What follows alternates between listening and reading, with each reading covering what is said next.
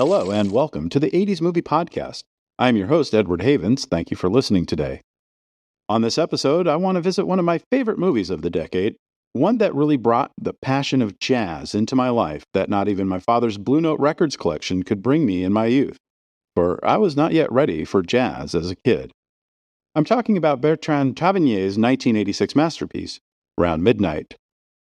By the time our story starts in the early 1980s, Bertrand Tavernier had been working in the film industry for a good quarter century, although he wouldn't direct his first movie, The Clockmaker, until 1974. With films like 1975's Let Joy Reign Supreme, 1976's The Judge and the Assassin, and 1981's Coup de Torchon, Tavernier became one of the most successful and awarded directors in French cinema. And with that success, Tavernier would finally start to work on the one movie he really wanted to make. Tavernier had become a jazz aficionado in his early teen years, and he was regularly bothered by how filmmakers, especially in Hollywood, would document jazz music and jazz musicians on film. Although jazz primarily originated in the African American communities of New Orleans in the late 19th century, with roots in the blues and ragtime, most jazz movies focused on a white main protagonist, like the 1941 Bing Crosby film Birth of the Blues, while the true jazz artists like Louis Armstrong and Billie Holiday would be cast in secondary roles supporting the actors playing jazz musicians, such as 1947's New Orleans. Tavernier wanted to capture the improvisational aspects of jazz on film, which is nigh impossible to do with actors playing a jazz musician. One day in the late 1970s, Tavernier would see a photo of the great jazz saxophonist Lester Young during the last month of his life in early 1959. Young's style of playing had influenced a generation of tenor saxophonists, but Young had died at just the age of 49 on a flight from Paris to New York from internal bleeding related directly to his alcoholism. Young looked decades older than his true age, and Tavernier knew that he had his hook for his story. While making the 1980 science fiction movie Death Watch, his first film partially in English, Tavernier would engage David Rayfield, his co-screenwriter on the movie, in discussions about jazz and movies, and this idea Tavernier had about a jazz movie. Over the course of 5 years, the two men would work on and off on the story, which would feature the friendship between two jazz musicians in Paris in the 1950s, one an African-American jazz legend, and one a white French up-and-comer. But the two characters kept ending up too comparable to each other, so they would look for other inspiration. They would attempt a storyline that would feature a blacklisted African-American musician who would befriend Django Reinhardt, based on a story by James Jones, but that script would end up being extremely political. Every studio in France and America would reject it.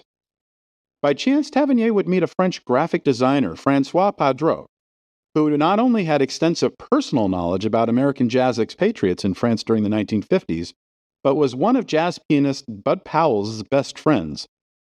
During one conversation, he had mentioned that he would stand outside clubs in Paris to listen to Powell play when he couldn't afford an admission ticket to the club, even if it was pouring rain outside. The next morning, the director would phone his co-writer, back home in New York now, with a whole new storyline. In New York, the film community can be very close-knit.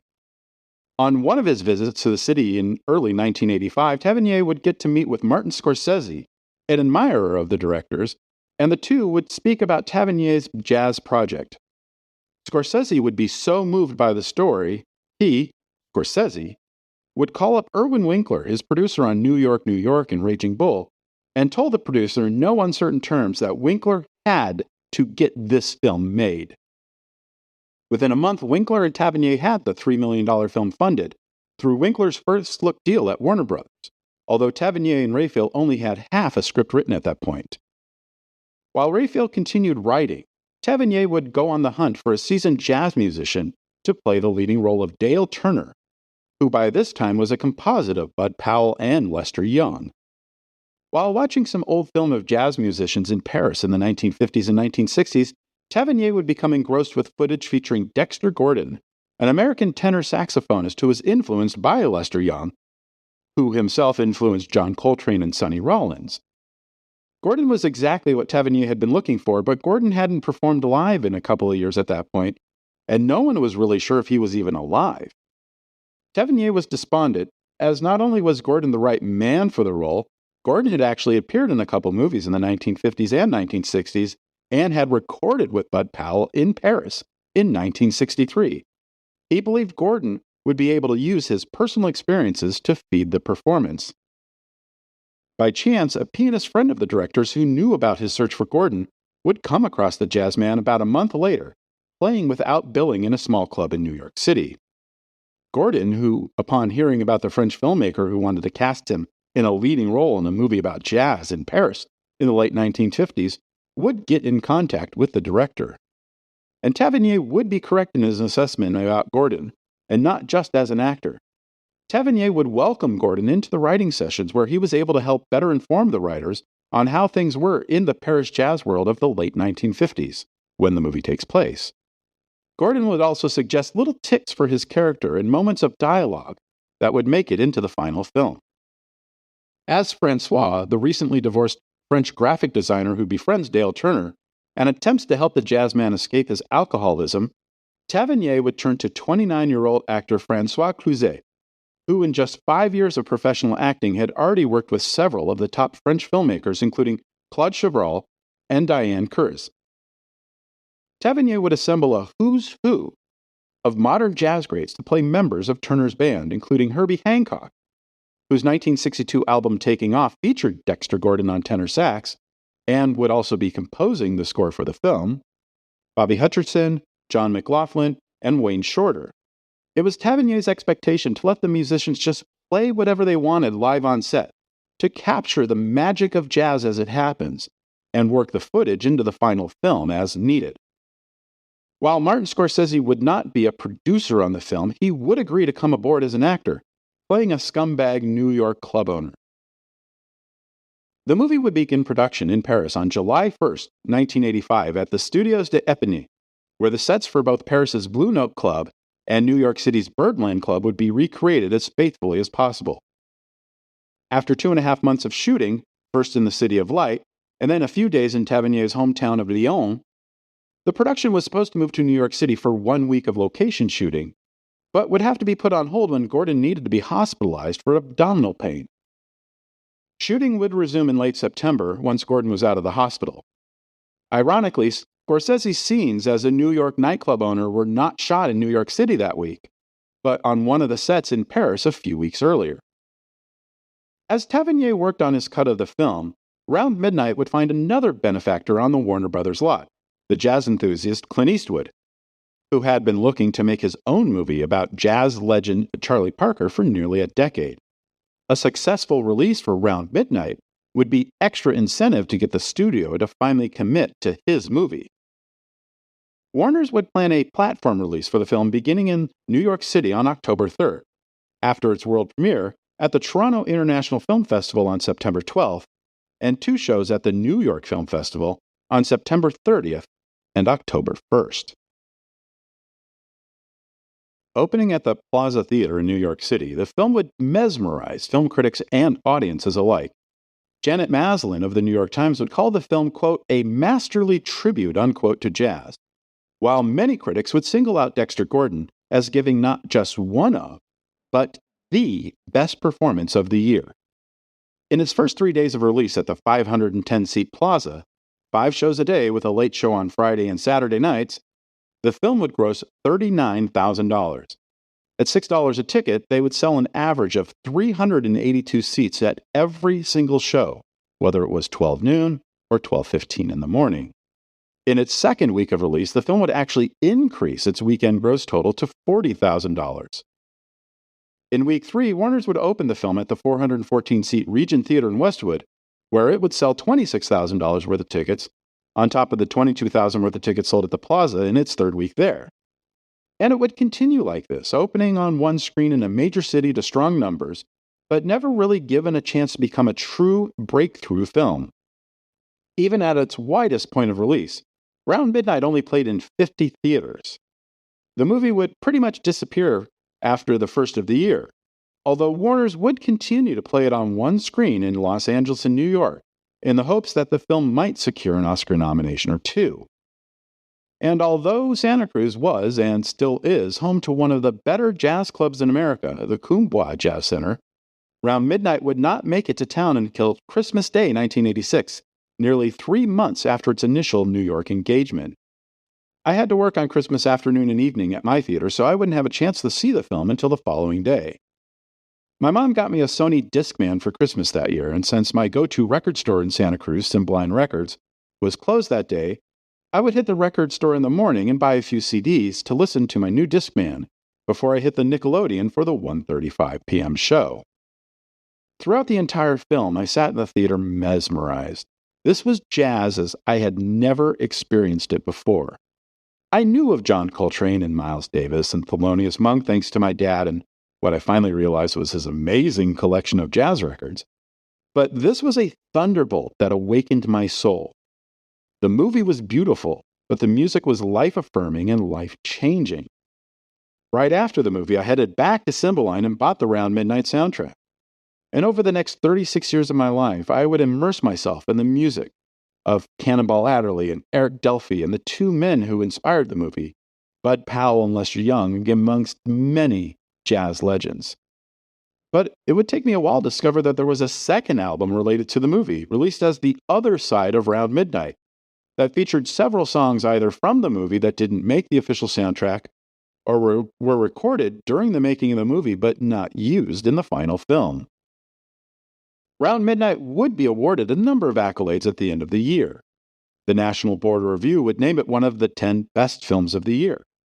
The New York Film Critics Circle would name it the third best foreign language film of the year behind Denis Arcand's The Decline of the American Empire and Doris Dori's Men. But that's kind of strange since at least half of the movie is in English. Dexter Gordon would be nominated for Best Actor by the Hollywood Foreign Press Association and the NAACP Image Awards, and would be the runner-up for the Best Actor prize from the Los Angeles Film Critics Association, behind Bob Hoskins's brilliant performance in Neil Jordan's Mona Lisa. And the film would get 2 Academy Award nominations, one for Dexter Gordon for Best Actor and one for Herbie Hancock for Best Original Score. Gordon would lose in his category to Paul Newman, who finally won his first and only competitive Oscar after 7 previous losses and a Lifetime Achievement Award in 1985. Herbie Hancock would win for Best Original Score, which would set off a firestorm of controversy that still exists today. Many musicians, including James Horner, Jerry Goldsmith, and Ennio Morricone, who were also nominated for the work that year in Aliens, Hoosiers, and The Mission respectively, voiced opinions that Hancock's score was only new recordings of jazz standards like Body and Soul, Fairweather, and the movie's title song. And the main soundtrack for the film only features 3 of the new songs that Herbie Hancock wrote for the score. However, if you really listen to the score as you're watching the movie, you'll hear there is a real score for the film outside of the live performances of those standards filmed on the Blue Note and Birdland sets. After its Oscar win, Warner's didn't do much with the film, letting it get the late stragglers in Los Angeles and New York City who would only go see a movie like this if it was an award winner. And Round Midnight would finish its American box office run with $3.27 million in ticket sales. However, the film would be a huge hit in France, where it would sell nearly $7 million worth of tickets, in a country that is less than a quarter of the population of the United States. The film would also do reasonably well in jazz-loving countries like Denmark, the Netherlands, and Switzerland, and it would be profitable enough for Warner's to give Clint Eastwood the go-ahead to make Bird, his biography about Charlie Parker, which would win Forest Whitaker the Best Actor prize from the Cannes Film Festival in 1988, and win Eastwood the Golden Globe as Best Director, the first time in his nearly 20-year directing career at that point he would get any recognition for his work behind the camera. But Bird was perhaps too long at 2 hours and 41 minutes, and too downbeat for audiences, and the film would barely gross $2 million in America, despite near universal critical acclaim. Although, like with Round Midnight, it would perform better in France. Dexter Gordon would enjoy a career resurgence thanks to the movie, including winning a Grammy for Best Jazz Instrumental Performance, Soloist, at the 1987 ceremony for his work on the other side of Round Midnight. He would tour the world, this time as a headliner, and he would play on Tony Bennett's 1987 album Berlin. But this renewal of his career would also end up being his downfall. A lifelong smoker, Gordon's schedule would cause his emphysema to flare up. After filming a small role in Penny Marshall's film Awakenings, Gordon would be admitted to Thomas Jefferson University Hospital in Philadelphia on March 18, 1990, for treatment of cancer of the larynx. He would pass away 5 weeks later on April 25th due to kidney failure, and he would never be able to see his final acting performance. One of the things I learned about Dexter Gordon while researching this episode that while he was living in Copenhagen in the 60s and 70s, Gordon would become good friends with Danish tennis player Torben Ulrich and his family, and would become the godfather to Torben's son, Lars, who would grow up to become the drummer for the heavy metal group Metallica. The young Lars could often be found with his family watching Dexter Gordon play in one of Copenhagen's jazz clubs, but by the time Lars could have a closer relationship with the jazz legend in the late 60s and early 70s, Gordon had already moved back to the United States, but Lars would never forget him. Years later, when Metallica was on tour, Lars would happen to meet up with the legendary Lionel Hampton after a show, who was also playing in the same town as Metallica the same night. Lars would mention to Hampton that Gordon was his godfather, and the two men would bond over the course of the evening, talking about music until the early morning. As of the writing of this episode in November of 2022, Round Midnight is not available for streaming on any service. However, the Criterion Collection did release a Blu-ray and DVD of the film in March of 2022 that features a remastered 5.1 surround soundtrack and a number of other special features, although sadly, no commentary from Herbie Hancock or Bertrand Tavernier, the latter of whom passed away in March of 2021 at his home in Saint-Maxime in the south of France, about an hour southwest of Caen. Thank you for joining us.